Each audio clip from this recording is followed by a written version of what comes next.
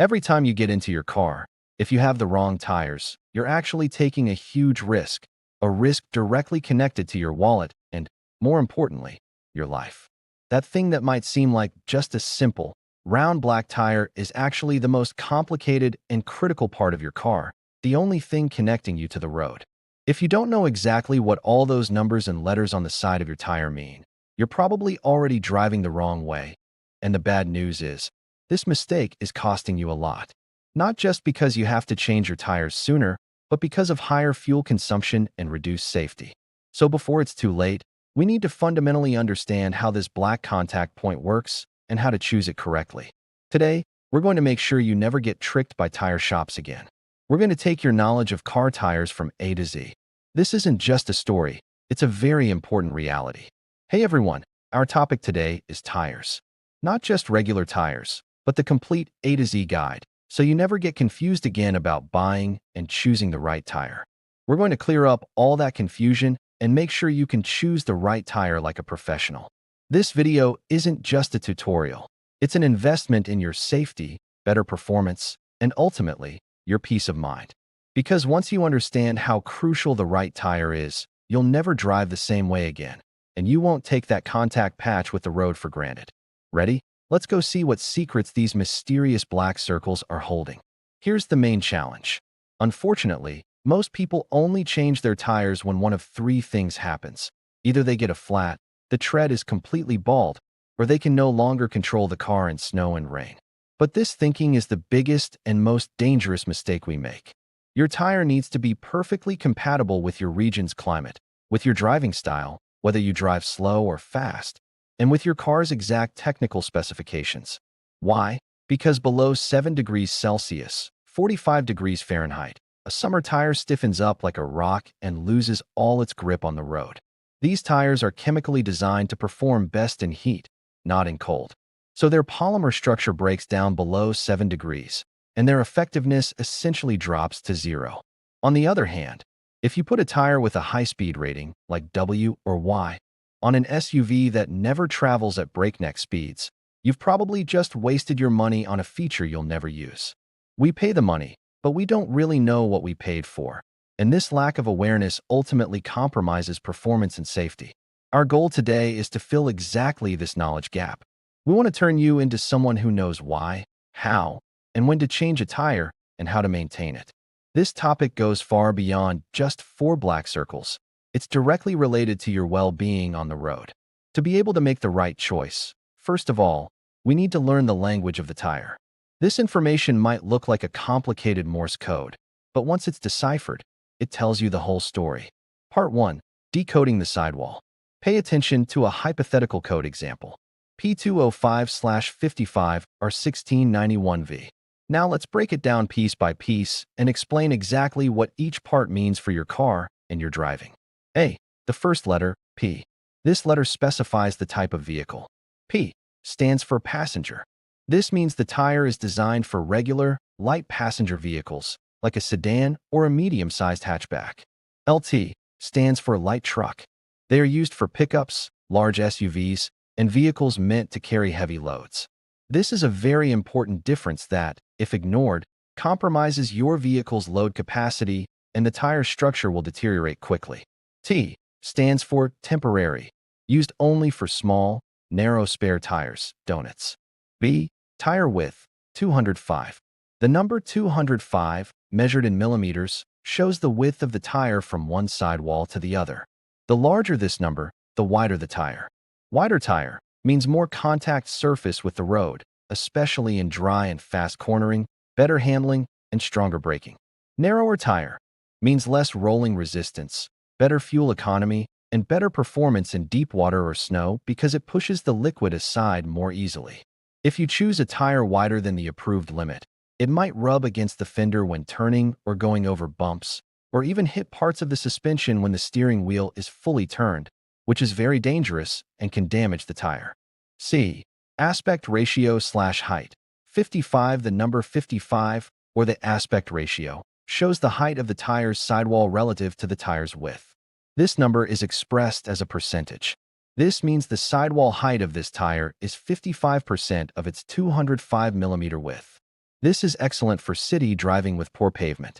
Low aspect ratio tire, e.g., 40 or 45 thinner sidewall, sporty performance, and better grip in corners. Road feel is transferred directly to the steering wheel, but the ride is harsher, and the risk of damage to the rim and tire from even the smallest bump or pothole is higher. Choosing this number completely depends on whether you are looking for comfort or sporty performance and sharp handling. Reducing this number without consultation puts significant stress on the suspension system. D. Tire construction, or the letter R stands for radial construction. This means the reinforcing layers that form the tire's structure, steel or fiber cords, are placed along the radius of the tire. This modern structure improves durability, flexibility, and reduces heat generation at high speeds, and it's used in virtually all modern passenger tires. E.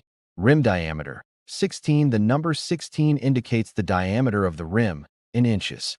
This number must be exactly the same as your car's rim size. If there is even 1 inch of difference, the tire won't fit the rim. This is the simplest yet most important number to check when buying, as it specifies the inner diameter of the tire. F. Load index. 91. The number 91 indicates the tire's load index. This is a code, and based on a standard table, it specifies the maximum weight this tire can safely carry. 91 equals 615 kg or 1,356 pounds. This index is vital for safety, especially in trucks and SUVs. If the tire's load index is less than the vehicle manufacturer's recommendation, the tire may flex excessively under the car's weight at high speed, generating heat that can lead to a catastrophic blowout. You must always choose a tire with a load index equal to or greater than the factory recommendations. This letter shows the maximum speed the tire can safely maintain without overheating dangerously. V equals 240 kilometers per hour or 149 miles per hour. Safety tip: if you choose a tire with a speed rating lower than your car's factory limit, the tire's stability at high speeds will severely decrease, and it will generate a lot of heat, which can lead to a tire blowout. You must choose a tire with a rating at least equal to what the car manufacturer specifies, even if you never drive at that speed, as this rating indicates the tire's ability to manage heat. Part 2. Main tire types. Now that we've read the codes, let's look at the tire's core, its tread and chemical compound. The main difference between these tires lies in the polymer used to make them and the shape of the grooves on their surface. This compound ensures the tire doesn't get too soft in high heat, maintaining handling and performance. Tread structure. They have fewer grooves, larger blocks, and smaller water channels. This allows for more contact surface with the dry road, significantly boosting steering response and braking performance. This design is not ideal for clearing large amounts of water, as the focus in hot, dry regions is on maximum asphalt contact. Vital warning: if the air temperature drops below 7 degrees, these tires become extremely stiff, almost like plastic, and completely lose their grip. Driving with them in cold, icy, or snowy weather is very dangerous. Braking with summer tires in the cold is equivalent to sliding and greatly increases the risk of an accident. 2. Winter tires. Chemical compound. These are made from very soft rubber that retains its softness and flexibility even in severe cold and sub-zero temperatures. This softness ensures the tire can engage with the uneven surfaces of ice and snow to create grip. Tread structure. They have deeper treads, much wider grooves, and water channels. Most importantly, they feature thousands of tiny, complex cuts on the tread blocks called sipes. These sipes act like tiny braking edges that bite and evacuate compacted snow and mud, providing the best grip on slippery surfaces. Identification mark. They usually carry the three-peak mountain snowflake symbol. This symbol means the tire has been tested under severe winter conditions and has reliable performance. 3. All-season tires. Usage context. The most popular type in many regions, as they aim to have a little bit of both worlds. Chemical compound and structure. These are a compromise, a compound that is neither the best summer performer in extreme heat nor the best winter performer in extreme cold. They have moderate treads that are relatively good for dry roads and some sipes for light snow conditions. Performance result. They are never the best in any one condition, but they are acceptable in most mild conditions. They are the best choice for regions that don't have very harsh, severe winters, and where the average temperature is moderate. If you live in an area with heavy snow and ice, an all-season tire will never replace a dedicated winter tire, and you should not rely on it for winter safety. Part 3. Proper maintenance for longevity. The right choice is only half the battle. 1. Tire pressure. Importance. This is the most important maintenance factor and is unfortunately often ignored. Check your tire pressure not based on the numbers written on the tire itself, which show the maximum pressure, but based on the numbers written on the sticker inside the driver's door jamb or in your vehicle owner's manual. These numbers represent the optimal pressure for maintaining your car's safety, ride comfort, and fuel efficiency. Causes excessive wear on the tire shoulders, increases braking distance, weakens steering response, and generates dangerous heat inside the tire that can lead to a blowout at high speeds. Dangers of overinflation. Causes excessive wear on the center of the tread, transfers road shocks directly to the cabin, and creates a stiff, uncomfortable ride. Golden tip. Check the pressure when the tires are cold, meaning after the car hasn't moved for at least 3 hours or has only traveled a very short distance, less than 2 kilometers. 2. Balance and alignment. Balance refers to the even distribution of weight of the tire and rim around the rotation axis. If the tire is not balanced, the steering wheel starts to shake at high speeds, usually between 80 to 120 kilometers per hour or 50 to 75 miles per hour. This not only makes driving annoying, but also leads to uneven tire wear and shortens the life of your shock absorbers. Alignment refers to adjusting the angles of the wheels relative to each other and the car's body. If the wheels are misaligned, the car pulls to one side, and the worst kind of uneven tread wear occurs. For example, one edge of the tire is completely worn out, which completely destroys the tire in a short period. Check the alignment after hitting large potholes or any severe impact to the suspension system, as these adjustments can be thrown off. Age and expiration date. Even if your tire has full tread, it should be replaced after 6 to 10 years, depending on the manufacturer's recommendation. As we said earlier, the chemical compounds of the rubber, polymers, and antioxidants break down over time, and the rubber becomes dry, cracked, and brittle. These cracks appear on the tire's sidewall, often called ozone checking, and drastically increase the risk of a sudden blowout. So, don't forget to check the 4-digit DOT manufacturing date code when buying. Climax/key moment. Now that we have all this information, here's the ultimate question and the climax. When should we change the tire? The answer is, not when the police stop you, not when you finally have the money, but when your safety factor has decreased. Look, new tire treads are usually between 8 to 10 millimeters deep.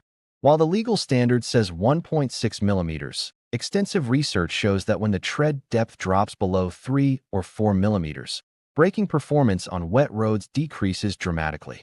In critical conditions, a 30% difference in stopping distance means the difference between a serious crash and a safe stop. The key moment is this. As soon as you see the TWI, tread wear indicator, or your tread depth is below 4 millimeters, don't procrastinate. Remember, your life, not the tire's life, is what matters. Conclusion/summary. So let's wrap up. Choosing the right tire is like choosing the right shoes for running a marathon. We learned how to read the complex codes on the sidewall and understand exactly what each one means. We learned the difference between summer, winter, and all-season tires, and realized that an all-season tire is not necessarily ideal for all 4 seasons and all climates.